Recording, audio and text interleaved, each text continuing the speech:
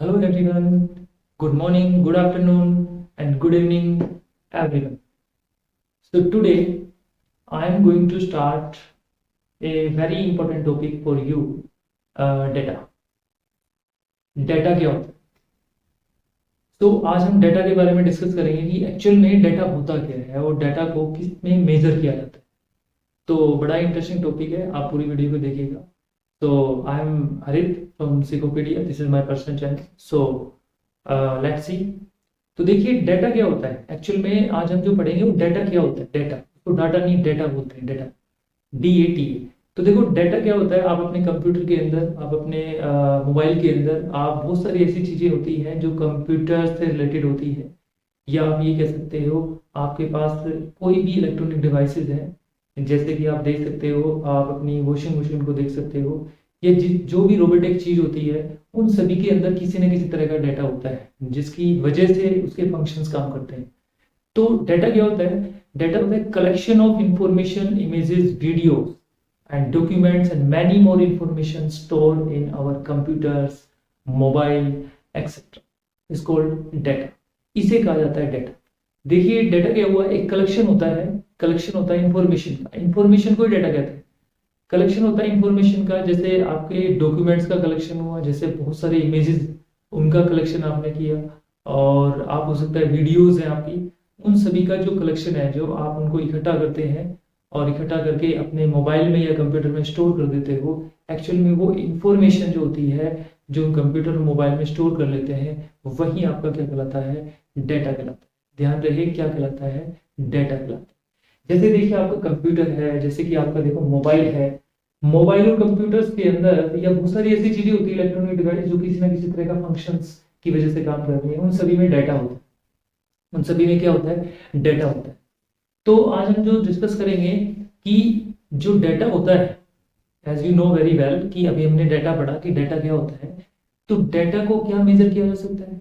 भाई आपने कंप्यूटर में कितना डाटा डाला, या आपके मोबाइल के अंदर कितनी पिक्स है, या कितनी पिक्स डाल सकते हो आप, क्या इसको मेजर किया जा सकता है? बिल्कुल। यहाँ पे देखिए data can be measured by data storage unit. Data can be measured by data storage unit. इसका मीनिंग ये हुआ कि डाटा को भी मेजर किया जा सकता है। डाटा को भी मेजर किया जा सकता है। कुछ हमारे पास स्टोरेज यूनिट्स होती है, डाटा को मेजरमेंट करने की कुछ यूनिट्स होती है, उनके जरिए हम उसको मेजरमेंट कर सकते हैं, राइट। तो देखिए हमारे पास जो डाटा है उसको मेजर किया जा सकता है। देखिए जैसे कि बहुत सारी चीजें हैं, आप मान लीजिए किसी बेंच की लेंथ को मेजर कर सकते हो, राइट, लेंथ को मेजर किया जा सकता है। किसी बॉडी का मास मेजर किया जा सकता है, बिल्कुल किया जा सकता है। किलोग्राम में मेजर करते हैं कि इस बॉडी में इतना मास है। क्या आप अपना वेट मेजर नहीं कर सकते? कर सकते हो, किलोग्राम वेट। क्या किसी बॉडी पे लगाया गया फोर्स जो है उसको मेजर कर सकते हो? कर सकते हो, इतने न्यूटन, 10 न्यूटन, 14 न्यूटन, 18 न्यूटन। इसी तरह से किसी भी इंफॉर्मेशन का जो कलेक्शन किया आपने, या इमेजेस का, या वीडियोस का, या किसी फाइल का जो आप स्टोरेज कर रहे हो किसी कंप्यूटर या मोबाइल्स के अंदर या any अदर डिवाइस के अंदर, वो उन डेटा को मेजर किया जा सकता है। ध्यान रहे, उनको मेजर किया जा सकता है। तो देखो डाटा को स्टोर करने के लिए बहुत सारे मेमोरी डिवाइस होते हैं, बहुत सारे मेमोरी डिवाइस होते हैं। जैसे आपका देखो मेमोरी कार्ड हो गया, मेमोरी कार्ड में डाटा को स्टोर करते हैं, आपको पता है। ऐसे ही आपका पेन ड्राइव हो गया, ऐसे ही आपकी देखिए हार्ड डिस्क हो गई, ऐसे ही देखिए फ्लॉपी डिस्क हो गई। तो बहुत सारी आपके पास ऐसे डिवाइसेस हैं जिसको आप मेमोरी डिवाइस कहते हैं। जैसे कंप्यूटर के अंदर हार्ड डिस्क होती है, जैसे कंप्यूटर के अंदर जो हार्ड डिस्क है और उसको आप मेमोरी डिवाइस कहते हो, जिसके अंदर हम डाटा डाटा को स्टोर करते हैं। आपके मोबाइल के अंदर जो स्टोरेज होता है उसके अंदर उसके अंदर हार्ड डिस्क होती है, उसके अंदर रैम होती है, और उसके अंदर आपके पास चिप होती है, इलेक्ट्रॉनिक चिप होती है, जिसके अंदर हम डाटा को स्टोर करते हैं। अब देखिए एक्चुअल में अगर हम यहाँ पे बात करें कि जैसे आपके पास एक टैंक है, सोच कीजिए आपके पास एक टैंक है, हाँ 1000 लीटर यानी 1000 लीटर का आपके पास एक टैंक है, उसमें आपने पानी को स्टोर कर रखा है। ध्यान से समझिएगा, जो आपका जो टैंक है, ध्यान रहे जो आपका जो टैंक है, टैंक ये एक हार्ड डिस्क का काम कर रहा है। ये हम एक एग्जांपल ले रहे हैं, जैसे कि टैंक है वो एक हार्ड डिस्क का काम कर रहा है। टैंक के अंदर जो वाटर है, टैंक के अंदर जो आपने वाटर भर रखा है, ये क्या है? ये आपका डाटा समझिए। एग्जाम्पल के तौर पे ये जो वाटर है किसका काम कर रहा है? डाटा का काम कर रहा है। अब आप ध्यान से समझिए कि इस 1000 लीटर के टैंक में कितना पानी आ सकता है। उसका अमाउंट, उसका स्टोरेज कितना हो सकता है, वो किस में लेते हैं हम, लीटर में लेते हैं। तो जो लीटर है, वो लीटर जो है वो वाटर की स्टोरेज को बताता है। ऐसे ही सेम एज जैसे हमने बताया वाटर जो वाटर है जो हमारे टैंक के अंदर स्टोरेज है, उसको हम एग्जांपल के तौर पे मान लीजिए, समझने के लिए हम डाटा बोल रहे हैं। टैंक को हम एक मेमोरी डिवाइस बोल रहे हैं। जो हमने कितना लीटर पानी इस टैंक के अंदर है, वो जो लीटर उसको हम स्टोरेज यूनिट बोलते हैं।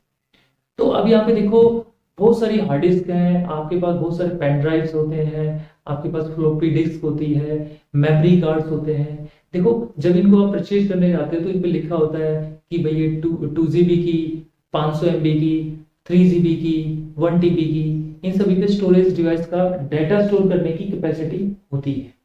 अब देखिए, आपने समझा? तो देखिए, आपके पास नेक्स्ट आता है डाटा स्टोरेज यूनिट है। डाटा स्टोरेज यूनिट, तो डाटा स्टोरेज यूनिट का मतलब है, इसको बोल सकते हैं डाटा स्टोरेज मेमोरी यूनिट। यानी किसी भी मेमोरी डिवाइस के अंदर जो डाटा स्टोर करने की जो कैपेसिटी होती है, उसको कहते हैं डाटा स्टोरेज मेमोरी यूनिट। तो देखो, हमारे डाटा को जब हम किसी इलेक्ट्रॉनिक डिवाइस, यानी बोल सकते हैं आप इलेक्ट्रॉनिक कंप्यूटर या मोबाइल के अंदर जो हार्ड डिस्क वगैरह होती है, उनके अंदर जो हम उनको स्टोर करते हैं, तो उनकी यूनिट्स होती है। जैसे फर्स्ट यूनिट आती है सबसे बिट, PIT बिट। देखो, जो बिट होती है हमारे डाटा को, हमारे डाटा स्टोरेज मेमोरी की यूनिट का, ये सबसे स्मॉलेस्ट मेमोरी यूनिट कहलाती है। जो बिट होती है, it is a smallest memory unit. Data की जो सबसे छोटी यूनिट होती है, डाटा को मेजर करने के लिए सबसे छोटी यूनिट जो होती है, वो बिट होती है, बिट, PIT बिट, याद रखिए। और बिट आप समझनी है, जो बिट होती है उसके पास दो वैल्यू होती है, आइदर 0 भी हो सकती है और 1 भी होती है। ए bit can have 1 binary values, either 0 और 1। यानी बिट के अंदर 2 बाइनरी डिजिट्स होती है बेटा, 0 और 1। बिट्स के अंदर 2 बाइनरी डिजिट्स होती है, 0 और 1। यानी बिट्स की 2 वैल्यू होती है, 0 और 1। जितनी भी चीजें हम अपने कंप्यूटर की हार्ड डिस्क में या लैपटॉप की या फिर आप मोबाइल की हार्ड डिस्क में जो स्टोर करते हैं, जितनी भी चीजें हम, वो एक्चुअल में 0 और 1 बाइनरी डिजिट्स की फॉर्म में स्टोर हो जाती है। अब ध्यान समझिए, हमें बताया कि बिट्स क्या होती है, स्मॉलेस्ट मेमोरी यूनिट्स, राइट। तो ये कंपटीशन एग्जाम में क्वेश्चन आ जाए कि मेमोरी की सबसे स्मॉलेस्ट यूनिट्स क्या होती है, मेमोरी यूनिट्स, तो हम बोलेंगे बिट होती है। बिट के पास 2 वैल्यू होती है, एक वैल्यू होती है 0, एक होती है वैल्यू, जिसे क्या कहते हैं, बाइनरी डिजिट्स। अब देखिए, नेक्स्ट जो यूनिट आती है वो बाइट्स आती है, BYT, बाइट। ये फंडामेंटल यूनिट है डाटा की। तो it is the fundamental unit of data को स्टोर करने की जो फंडामेंटल यूनिट होती है, वो ध्यान रहे बाइट होती है। अब देखो, आप थोड़ा समझिए कि बाइट के अंदर और बिट के अंदर क्या रिलेशन है, ध्यान से समझिएगा। 1 बाइट के अंदर 8 बिट होते हैं, एक बाइट के अंदर 8 बिट होते हैं। तो ध्यान रखिएगा, एक बाइट के अंदर 8 बिट्स। आप एग्जांपल देखिए, इस एग्जांपल में हमने यहाँ पे 8 कॉलम बनाए हुए हैं। इस 8 कॉलम के अंदर एक कहीं पे 1 लिखा है, 0 लिखा है, 1 लिखा है, 1 लिखा है, 0 लिखा है, 1 1 0 लिखा है। ये बाइनरी डिजिट्स हैं। हमने कहा किसी भी डाटा को हम अपने कंप्यूटर में स्टोर करते हैं, वो तो 0 और 1 की फॉर्म में करते हैं, यही तो बिट्स है। तो एक बाइट के अंदर 8 बिट्स होगी, तो ये इस फॉर्म में हमारे कंप्यूटर के अंदर ये स्टोर होती है। एक बाइट के अंदर 8 बिट्स होती है, आपको ध्यान होना चाहिए। नेक्स्ट यूनिट होती है, ध्यान रखिएगा, निबल, NIBBLE, निबल। ये भी तीसरी यूनिट होती है हमारे पास मेमोरी डिवाइस की मेजर करने की। अब इसमें क्या होता है, it is also unit of data. ये भी डाटा को स्टोरेज मेमोरी की यूनिट होती है, जिसको हम कहते हैं निबल। याद रहे, एक निबल के अंदर 4 बिट्स होते हैं। 1 nibble is equal to 4 bits. एक निबल में हम हाफ बाइट्स भी कह सकते हैं। कैसे कह सकते हैं, क्योंकि एक बाइट्स के अंदर अगर 8 बिट्स होंगी, तो एक निबल के अंदर 4 बिट्स होंगी, और एक निबल के अंदर हम ये भी कह सकते हैं कि हाफ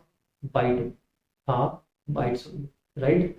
अब देखिए, हमारे पास डाटा को स्टोर करने के लिए कुछ और भी यूनिट्स होती है, जिन्हें हम अदर यूनिट्स का नाम दे सकते हैं। जैसे कि अब अगर हम बात करें बहुत सारी अदर यूनिट्स होती है, लेकिन एक्चुअल में वो यूनिट होती है इन फंडामेंटल और स्मॉलेस्ट यूनिट के बराबर ही। लेकिन हम फिर भी इनको पढ़ेंगे ताकि हमारे एग्जाम में ये बहुत सी आ जाती है, ये बहुत सी यूनिट्स है, इनका हमारा जिक्र आ जाता है और ये किसके इक्विवेलेंट होती है, ये भी आ जाती है। तो हमें इनको करना चाहिए और याद करना चाहिए ताकि हम एग्जाम में इसको देख सकें। तो जैसे देखिए, एक 1 बिट के अंदर आपसे कई बार पूछ लेता है कि 1 बिट के अंदर या 1 बिट किसके बराबर होता है, तो ध्यान रहे बाइनरी डिजिट्स के बराबर। तो 1 बिट जो होता है ना, 1 बिट आपका बाइनरी डिजिट्स के बराबर होता है। जो बाइनरी डिजिट्स होती है वो 0 और 1 होती है, ध्यान रहे 0 और 1 होती है। इसके अलावा आपकी जो 8 बिट्स होती है, ध्यान रहे 8 बिट्स जो होती है आपके पास 1 बाइट के बराबर होती है। 8 बिट्स यानी 8 बिट्स जो है 1 बाइट के बराबर होंगी। इसी तरह आपके पास देखिए 1024 जो बाइट्स है, 1024 जो बाइट्स है वो 1 KB के बराबर होती है। 1 KB मतलब 1 किलो बाइट।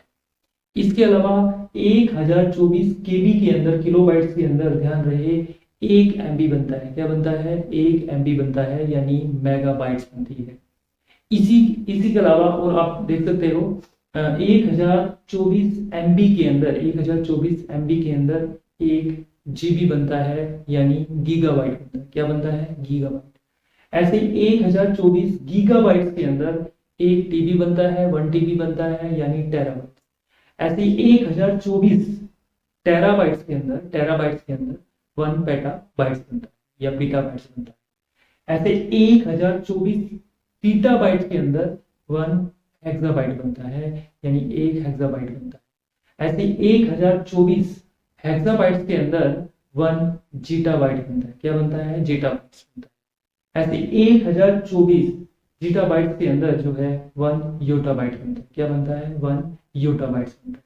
इसी तरह से आपने जितनी भी आपके पास ये इक्विवेलेंट यूनिट का जो इक्विवेलेंट समझा कि केबी के अंदर कितने, केबी के अंदर कितने एमबी होते हैं, जीबी होते हैं, इस तरह से जो आपने समझा ये आपको अच्छी तरह से क्लियर होने चाहिए, ताकि आने वाले आपके एग्जाम या कंपटीशन एग्जाम में जब आप उसमें इस तरह के क्वेश्चन आए तो आप उस क्वेश्चन को कर सको। तो आज हमने क्या पढ़ा? आज हमने डाटा पढ़ा, और डाटा के अलावा हमने डाटा को किस तरह से स्टोर किया जाता है एक एग्जाम्पल पढ़ा।